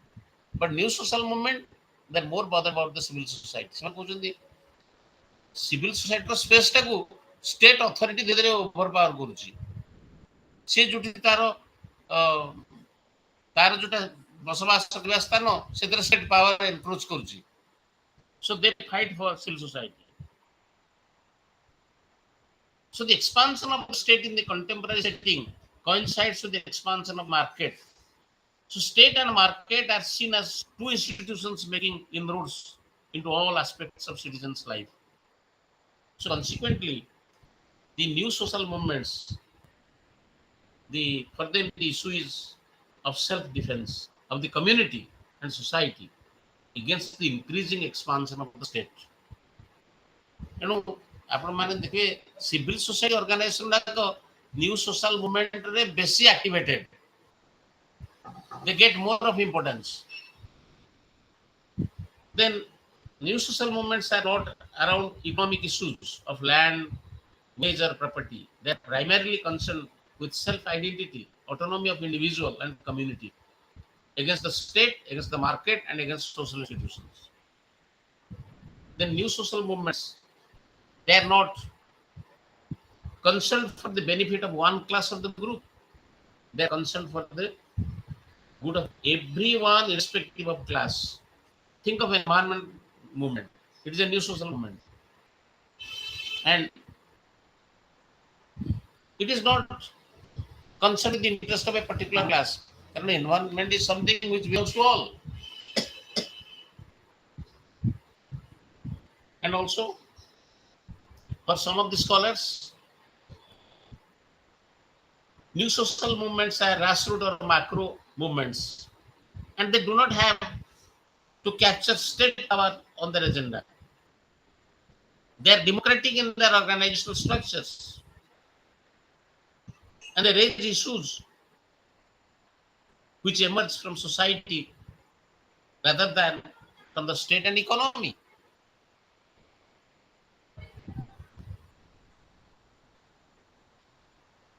So this is definitely a very interesting area to study new social movements. And also, I can touch upon issue-based. There are also now issue-based movements. They vary from time to time and from society to society. Sometimes the issue-based classification, they treat different issues separately. Sometimes the issues are conceptualized in theoretical framework, such as developmental, livelihood, human rights issue, political, economic, and cultural and social issues. For example, the movement of a dam affected people can be called a rehabilitation movement. ଧର ଯୋଉ ସମୟରେ ଆମର ଗୋଟେ ନିର୍ଦ୍ଦିଷ୍ଟ dam ତିଆରି ହେଉଛି, କିଛି ଲୋକ ଡିସପ୍ଲେସ୍ ହେଉଛନ୍ତି, they go on protest, that is called the rehabilitation issue. ତେଣୁ ସେ ମୁଭମେଣ୍ଟ କ'ଣ ଗୋଟେ issue based movement. This is one example, and it can also be called an anti-development movement or human right movement also. So classifying various types of social movements is a tool for analysis. And this is closely related with the theoretical framework. Hence, classification of social movements they vary from scholars to scholars, depending on their analysis of framework. Important guide for classification is what do you want to find out? Old or classical or new? So nowadays, social movements are classified either old or new. But I have already told you old and new, they are not related to time. They have their own independent features.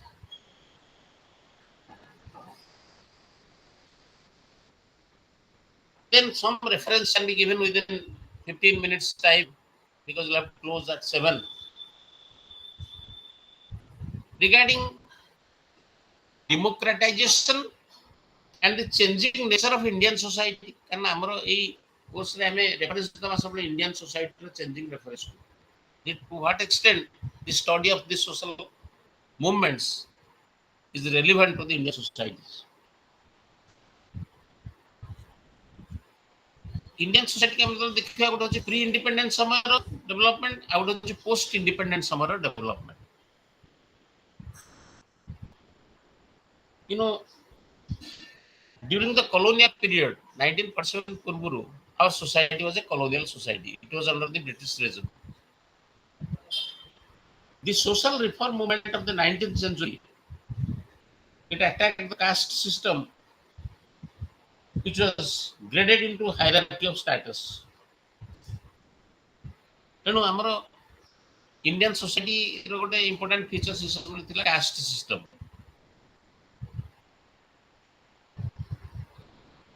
And you know, Varnashram dharma was there. The untouchables concept was also very much there. They do not belong to this Varnashram. They do not come into this caste category. They are outcast. ସେଥିପାଇଁ ଆମେ ଆମର literature ତାଙ୍କୁ outcast ବୋଲି କୁହା ହଉଥିଲା. And you know, Gandhi made this abolition of untouchability. जो untouchables ଥିଲେ ସେ अस्पृश्यता निवारण କରିବାରେ ଗାନ୍ଧୀଙ୍କର ବଡ଼ ଭୂମିକା ଥିଲା. So Gandhi made abolition of untouchability as an integral part of freedom movement. Se कहले अरे लोकंकर freedom टा केते आसीबो?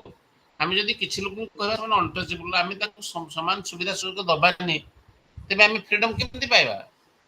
So he has a अस्पृश्यता निवारण. Untouchability must be abolished. He emphasized, and it was abolished. He opposed British attempt to treat untouchable as separate from the Hindus. And V.R. Ambedkar, who belonged to the Mahar caste, which is an untouchable caste in Maharashtra, he emerged as a powerful leader of the untouchables. In late 1920s, he fought against caste system. He was in favor of separate electorate for the untouchables, and his arguments was that socially segregated should be politically segregated.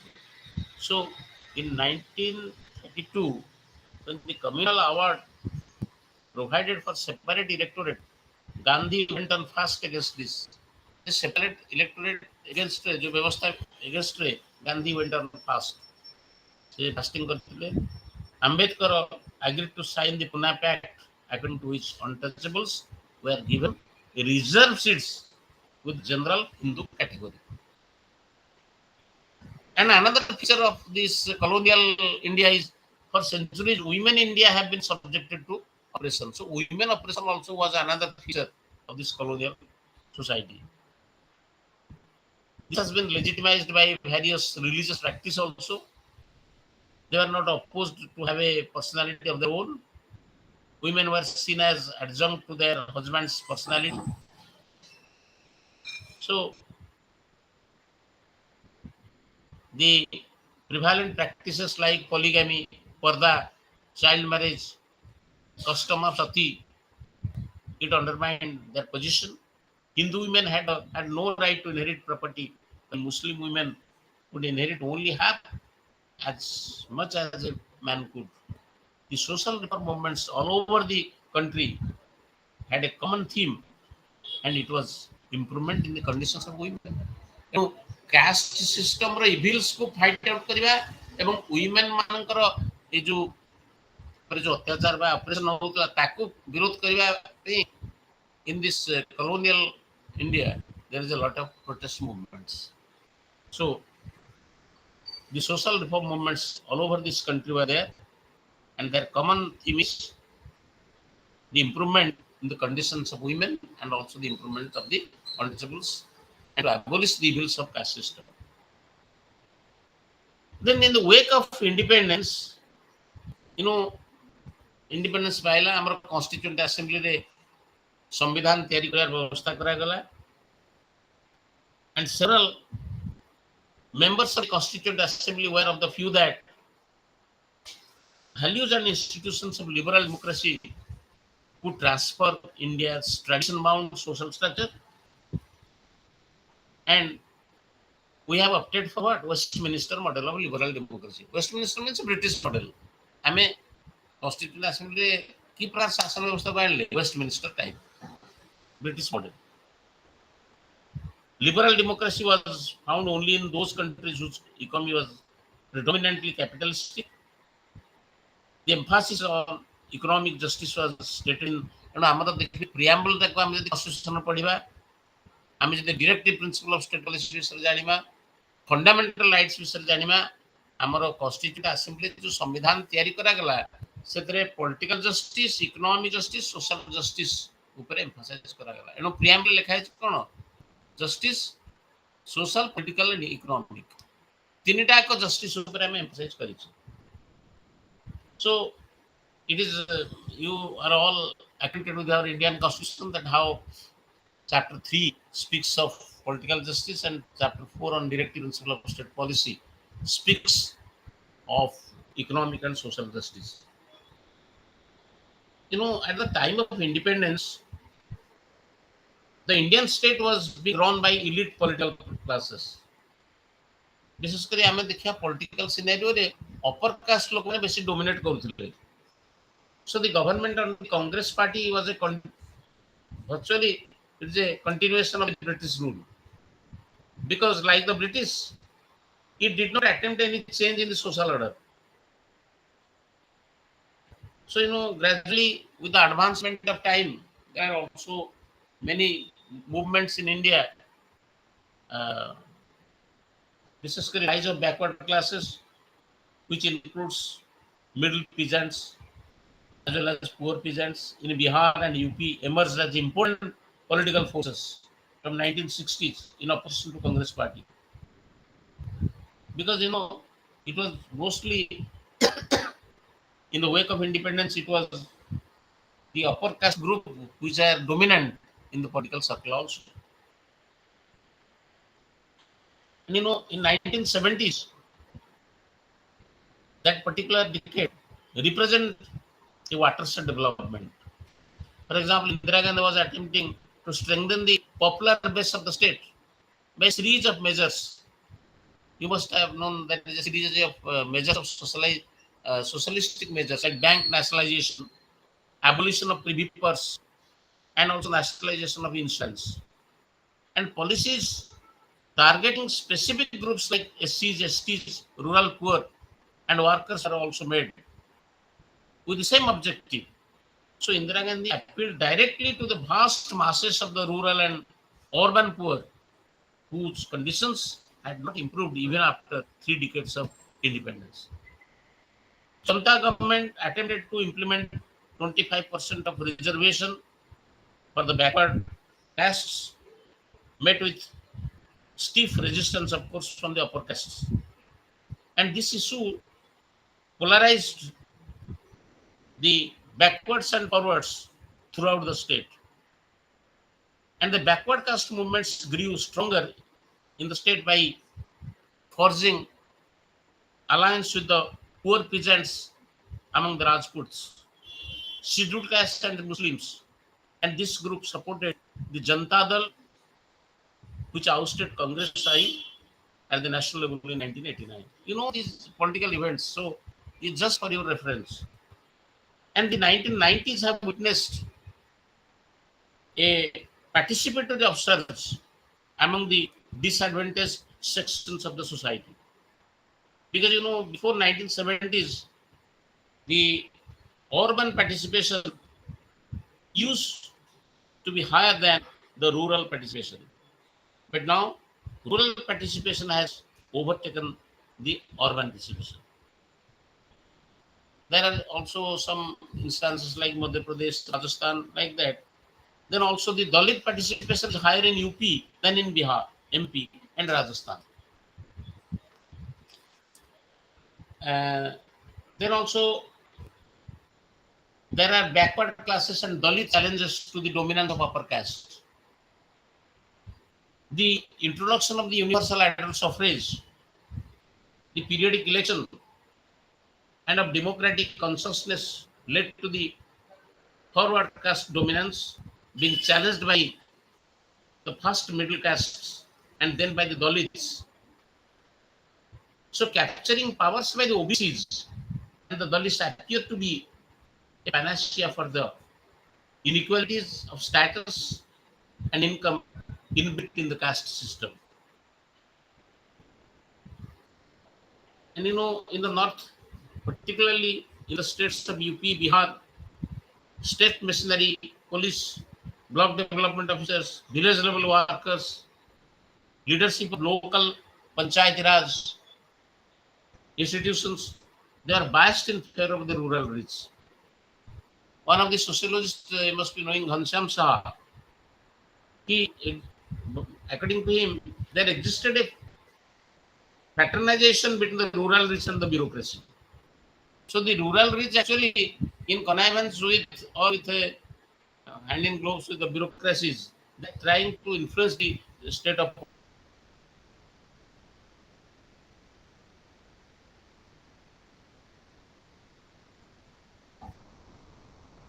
leadership. So gradually we shall find that this total scenario has undergone a change, and the change was seen along the lines of the caste lines and also changes on the basis of gender. You know, the rise of the other backward caste movements and Dalit movements have challenged the upper caste dominance. And among the important programs launched by Mayawati in UP during his chief ministership, naturally has given importance to the participation of the lower caste groups, the OBCs, in the political process of the country. And also his lower class caste people, they are led by important leaders like Ramaswamy Naikar, Ambedkar, Sahu Maharaj. And their contribution for the upliftment of this uh, Dalit classes are tremendous. Because of their leadership, they could gain political, social, and economic justice. And also in Tamil Nadu, the politics of accommodation followed by DMK, Dravid Munnetra Kazagam. It has not caused much of disturbance, although the level of reservation has risen to 68%, including 15% of scheduled castes. The role of gender also. Dramatic changes, they have taken place in the status of women. Jumagi colonial society, they are downtrodden, have been oppressed. Now a lot of measures have been taken for women participation. B.R. Ambedkar, the law minister, after independence, submitted a bill that raised the age of consent and marriage, upheld monogamy, gave women right to divorce, maintenance, and inheritance, treated dowry as a bribe, and also treated dowry as a stridhan or women's property. This bill, of course, has a stiff opposition because there is still a remnant of male dominance and all that. Finally, important sections of the bill, of course, got passed in spite of the steep opposition. Hindu Marriage Act, the Hindu Succession Act, the Hindu Minority and Guardianship Act, the Hindu Adoption and Maintenance Act, etc. Important bills they have been considered and passed. Then there is the extension of legal rights to the Hindu women. It was not sufficient, but it was definitely a bold step that how women gradually could gather strength to have their own view in the process. The liberalization, all the major Indian political parties, they contrive to mobilize the poor on the basis of community, not class. This doesn't mean that economic differentiation has ceased to be the criteria to understand Indian politics. So, in the 1990s, the state of India, it has embraced the policy of liberalization. Say some globalization, LPG, globalization, it was a worldwide phenomenon, and also India has taken up that policy of liberalization. So the imperatives of the economic liberalization, they're identified with an aggravation of conflict between economic and political interests and the disadvantage. Liberalization is gradually creating avenues for business and white-collar jobs to IIT and IIM professionals. Social and economic development in India is marred with wide prevalence of poverty, inequality, social injustice, and also poor quality of life.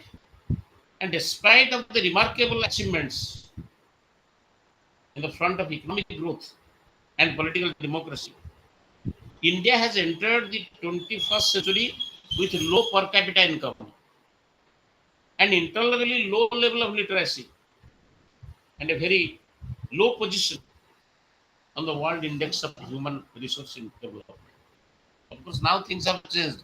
Upon the present index, World Index, India has definitely scored much better. But this is a picture which is just in the post-independent period and all.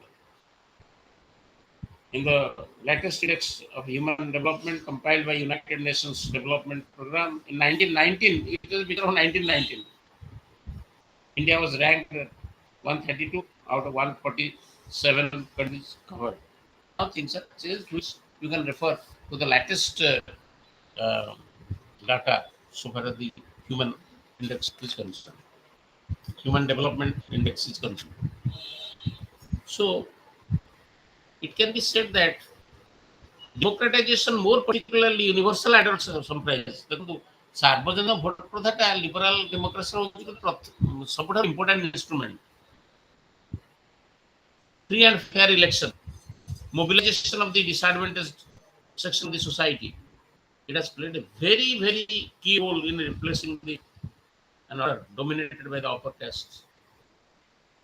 So this has changed the complexion of our parliament and government with more and more representative from the disadvantaged sections.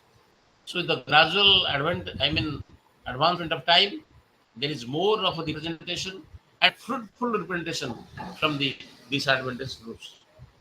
The Dalits, minorities, the women, they have started raising questions about who is responsible for their grinding poverty.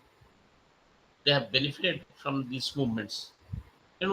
Social movement ବର୍ତ୍ତମାନ ଆମେ present scenario ଦେଖିବା ଯେ in Indian context, social movement ବଡ benefit ପାଇଛନ୍ତି disadvantaged groups, the Dalits, the women. Naturally, they have benefited from their movements, the women movements or Dalit movements, and they have organization. And naturally, gradually the present state of vote bank politics and all that has also crept in to shape and size the state policies in favor of the socially, politically, and economically disadvantaged groups.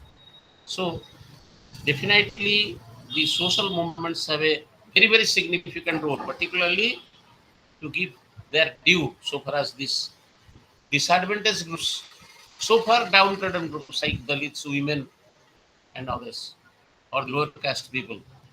They are concerned.